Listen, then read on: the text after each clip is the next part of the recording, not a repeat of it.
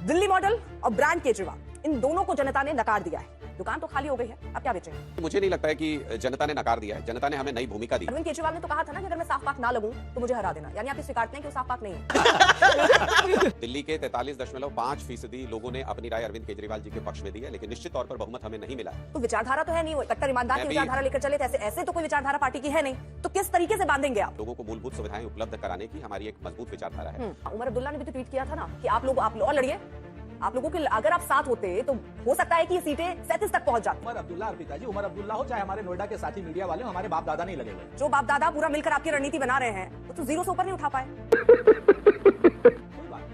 ये फैसला हमारा अपना है पिताजी, इसके लिए हम ठीक है, मतलब आप खुश है ना सर? देखिए, हर परिस्थिति में खुश होना जरूरी है। अगर आप शून्य पे खुश हैं तो इससे अच्छी क्या ही बात हो सकती है सर? खुश रहना जरूरी है। जो मुस्कुराहट है ना, ये मुस्कुराहट बनी रहनी चाहिए सर। कहते हैं ना, सुन लीजिए आप। बिल्कुल सर, जीरो सीट इसका ये मतलब थोड़ी कि हम नहीं सुनेंगे सर। सुनेंगे सर, बोलिए।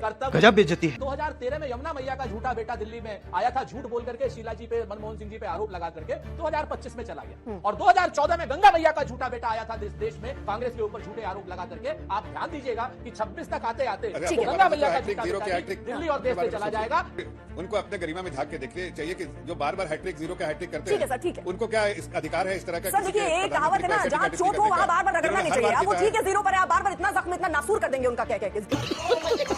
और अभी तो रुको, क्लाइमैक्स अभी बाकी है। नमस्कार दोस्तों, समाचार 2.0 की और एक मजेदार डिबेट वीडियो में आप लोगों का स्वागत है।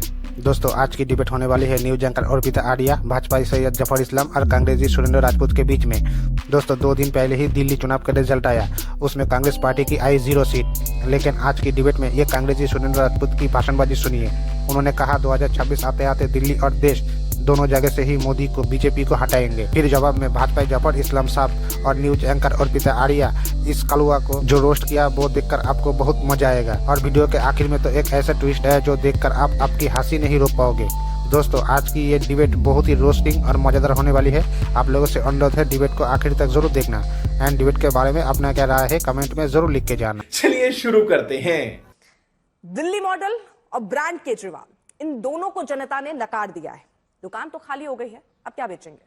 देखिए, मुझे नहीं लगता है कि जनता ने नकार दिया है। जनता ने हमें नई भूमिका दी है। जनता ने हमें विपक्ष की भूमिका दी है। हम पूरी विनम्रता के साथ दिल्ली की जनता ने जो आदेश दिया उसको चुनाव तो स्वीकार आपने करते हैं। ये भूमिका के लिए तो लड़ी नहीं थी। मैं कह तो रहा हूं कि जो हम जिस भूमिका से चुनाव लड़ते हैं, लोकतंत्र में वो स्वीकार्य नहीं होता है, बल्कि जनता जो आदेश देती है लोकतंत्र में उसको स्वीकार किया जाना जरूरी होता है। अच्छा, और लोकतंत्र में आज दिल्ली के अंदर हमें एक मजबूत सर, मैं रोकना नहीं चाह रही हूँ, लेकिन अनुराग जी, आपने बोला कि जनता जो आदेश देती है, जनता जो कहती है वो करते हैं, है ना सर? थोड़ा सा मैं इससे विपरीत आपसे एक सवाल जान लेना चाह रही हूँ। अरविंद केजरीवाल ने तो कहा था ना कि अगर मैं साफ पाक ना लगूं तो मुझे हरा देना, यानी आप ये स्वीकारते हैं कि वो साफ पाक नहीं है। दिल्ली के 43.5% लोगों ने अपनी राय अरविंद केजरीवाल जी के पक्ष में दी है, लेकिन निश्चित तौर पर बहुमत हमें नहीं मिला है। तो हम उसी भूमिका में, जिस भूमिका में हमें दिल्ली के लोगों ने भेजा है, हम उसमें अपनी मेहनत से काम करेंगे। हम कौन सा दिल्ली की सत्ता में शुरू से कोई हमारे बड़े कोई बुजुर्ग कोई राजनीति में थोड़ी थे कि उनके बच्चे थे और हम राजनीति में आ गए सीधे। हम तो आम लोग थे, हमको वहां तक पहुंचाया भी लोगों ने था। अब नई भूमिका दी है तो नई भूमिका को निभाएंगे। आज देश के कम से कम 10 राज्यों में आम आदमी पार्टी के इलेक्टोरल फुटप्रिंट है। धीरे धीरे हम अपनी पार्टी को बढ़ा रहे हैं, हम अपने संगठन का विस्तार करेंगे और जो भूमिका दिल्ली में हमें विपक्ष की मिली है उसको निभाएंगे। लेकिन सर, कि कुछ उदाहरण है, जनता दल देख लीजिए, असमगढ़ परिषद देख लीजिए, जैसे दल जो है ना जोर शोर से अस्तित्व में आए और फिर सरकार बनाई, बिखर गए। कहते जो पावर है ना सर, वो एक तरीके से फेविकोल का काम करती है।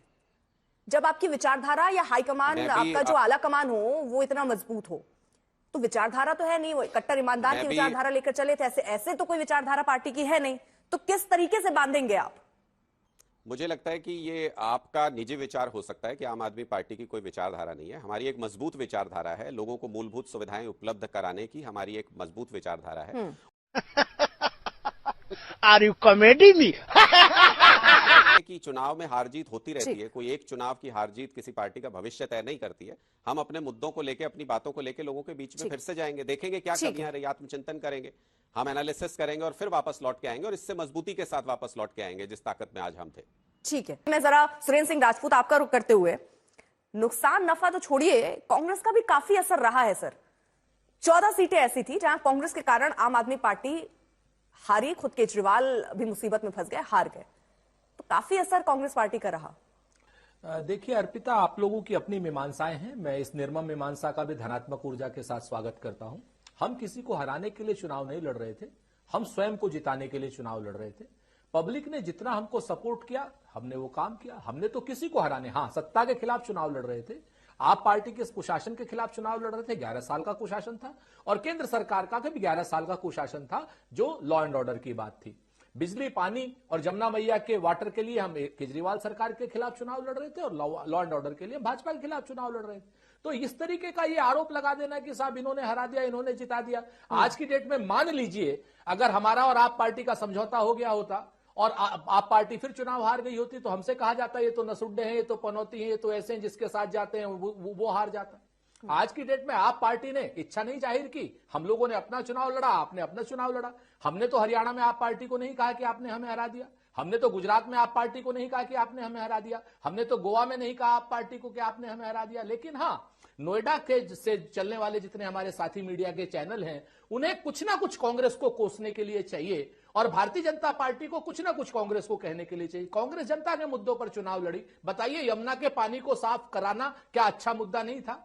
हवा को साफ करना अच्छा मुद्दा नहीं था? दिल्ली को रेप की कैपिटल बना दिया, महिलाओं के प्रति अनाचार, अत्याचार, दुराचार हो रहे हैं दिल्ली में, ये मुद्दा हमने अच्छा नहीं चुना। अगर आप ये कह रहे हैं सर, ठीक है ना, उमर अब्दुल्ला ने भी तो ट्वीट किया था ना कि आप और लड़िए, आप लोगों के अगर आप साथ होते तो हो सकता है कि ये सीटें 37 तक पहुंच जाती, बहुमत के आंकड़े तक आप पहुंच जाते। लेकिन साथ ना लड़ना क्या नुकसान लेकर नहीं आया? उमर अब्दुल्ला, अर्पिता जी, उमर अब्दुल्ला हो चाहे हमारे नोएडा के साथी मीडिया वाले हो, हमारे बाप दादा नहीं लगे हुए। अभी बदत है भाई, अभी बदत है। हम चुनाव लड़ने के लिए आए हैं। चुनाव हम राज्य स्तर पर लड़ेंगे, इंडिया गठबंधन राष्ट्रीय स्तर पर है, जहां हमारा समझौता हो पाएगा वहां हम चुनाव लड़ेंगे। हमारी कांग्रेस पार्टी एक राजनीतिक जमात है, अपने अस्तित्व के लिए भी लड़ना है। हम यहां पर किसी एनजीओ के रूप में नहीं आए हैं चुनाव, क्या नाम, भारतीय राजनीति में।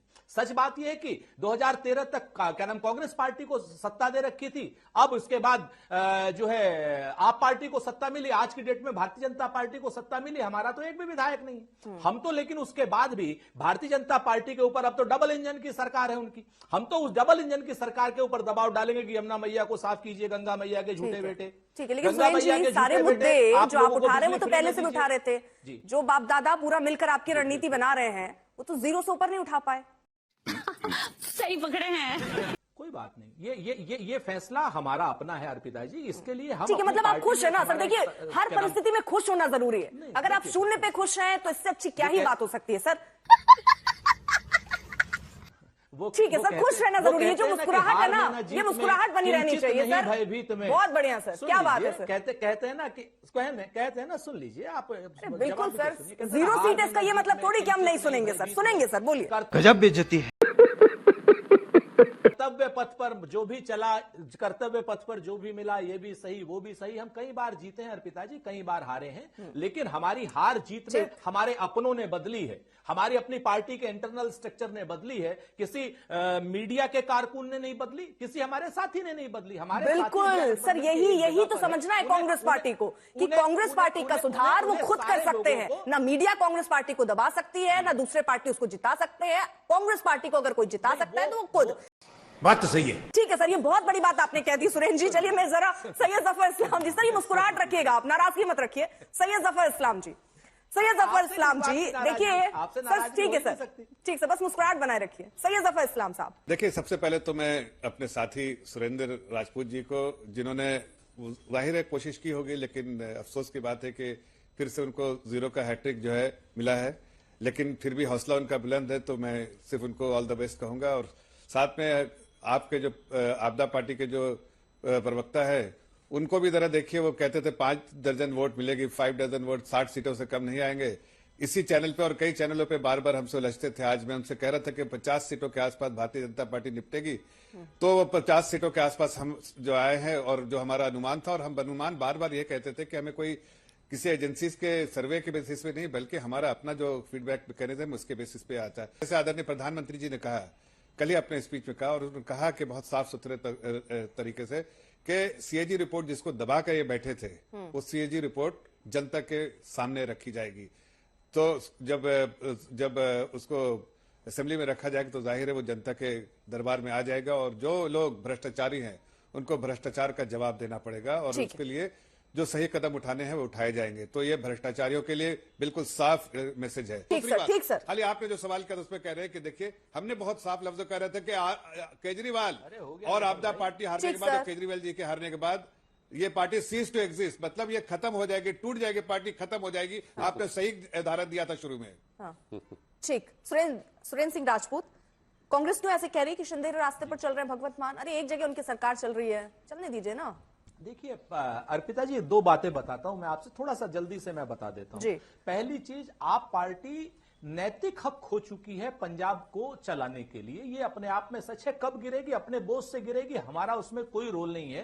पंजाब एक सीमांत राज्य है और सीमांत राज्य की जो समस्याएं हैं वो बहुत दूसरी होती हैं, चाहे आतंकवाद से रिलेटेड हो, चाहे ड्रग्स से रिलेटेड हो, चाहे चिट्टे से रिलेटेड हो, चाहे बेरोजगारी से रिलेटेड हो और चाहे किसान की समस्याओं से रिलेटेड हो। उसमें किसी में भी भगवत मान की सरकार कहीं ना कहीं किसी भी रूप में अपने आप को प्रभावशाली बताने में कामयाब नहीं रही है, तो ये अपने बोझ से गिरेगी। और एक चीज मैं आपसे कहना चाहता हूं, बहुत इंपॉर्टेंट है, बोल कि 2013 में जमुना मैया के मुझे झूठे ये बेटे ने थोड़ा दिल्ली समझा को तो दीजिए, प्राप्त ये है किया क्या? था। मतलब शिंदे की राह पर भगवत मान चल रहे हैं, आज से तो समझा दीजिए।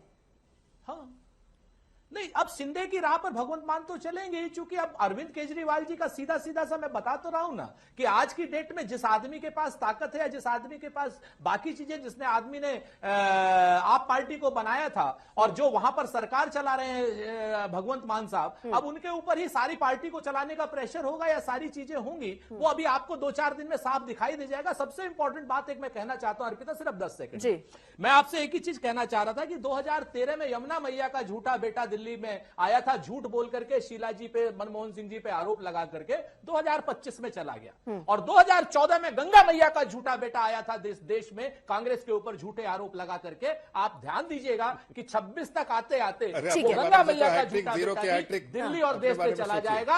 अरे बेटे, तुझे थकान नहीं लग रही क्या? जफर भाई, ये चीजें देखिए, 3 चीजें प्रमुखता तौर पे मुझे दिख रही है।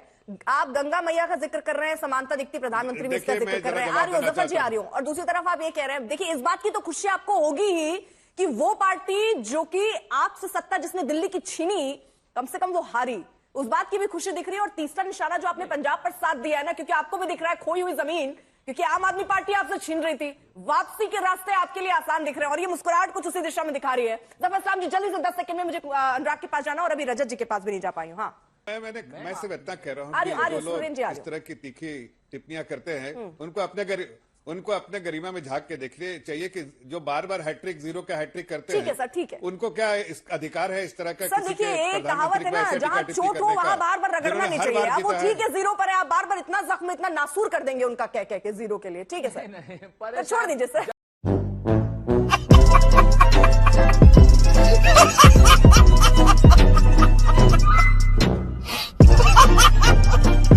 दोस्तों वीडियो अंत तक देख ली तो अच्छी लगी होगी। अगर अच्छी लगी तो वीडियो को एक लाइक एंड चैनल को सब्सक्राइब कर लेना। एंड वीडियो के बारे में अपना क्या राय है कमेंट में जरूर लिख के जाना। वीडियो आखिर तक देखने के लिए आपको बहुत बहुत धन्यवाद। चलिए मिलते हैं अगली वीडियो में, तब तक के लिए जय हिंद, जय भारत, जय सिया राम।